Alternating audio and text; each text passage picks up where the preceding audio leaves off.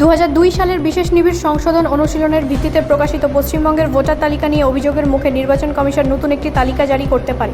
সূত্র জানিয়েছে যে পশ্চিমবঙ্গের মুখ্য নির্বাচন কর্মকর্তা নির্বাচন কমিশনের কাছে চিঠি লিখে 2003 সালে প্রকাশিত তালিকার সাথে চূড়ান্ত তালিকা তৈরির অনুমতি চেয়েছেন। পশ্চিমবঙ্গের জন্য 2002 সালের এসআইআর তথ্য প্রকাশ, যা জুলাইয়ের শেষ থেকে গত সপ্তাহের মধ্যে জেলা ভিত্তিক করা হয়েছিল, রাজ্যে আলোড়ন সৃষ্টি করেছে। আগামী বছরের গোড়ার দিকে বাংলায় নির্বাচনের সময় এবং চলমান বিহার এসআইআরকে ঘিরে বিতর্কের কারণে বিরোধীরা বাংলার এই অনুশীলনের সমালোচনা করেছে। 2002 সালের এসআইআর অনুসারে পশ্চিমবঙ্গে মোট ভোটার সংখ্যা 4.58 কোটি, যা 80,000 ভোট কেন্দ্রে বিস্তৃত ছিল। সূত্র জানায় 2002 সালের নির্বাচনী প্রচারণার ভোটার তালিকা থেকে 28 লক্ষ নাম বাদ দেওয়া হয়েছিল। সিইও অফিসের একজন ঊর্ধ্বতন কর্মকর্তা বলেন, আমরা আর্কাইভ থেকে যেভাবে পেয়েছি ঠিক সেইভাবেই এসআইআর তথ্য প্রকাশ করেছি, কিন্তু তারপর থেকে ভোটারদের পাশাপাশি রাজনৈতিক দলগুলির পক্ষ থেকেও বেশ কয়েকটি অভিযোগ এসেছে। উদাহরণস্বরূপ, দক্ষিণ 24 পরগনা জেলার কুলপি বিধানসভা আসনের একটি নির্বাচনী এলাকায় ভোটার তালিকা অনুপস্থিত পাওয়া গেছে।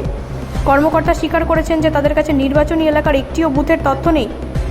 ব্যুরো রিপোর্ট, রাষ্ট্রীয় প্রসার বাংলা।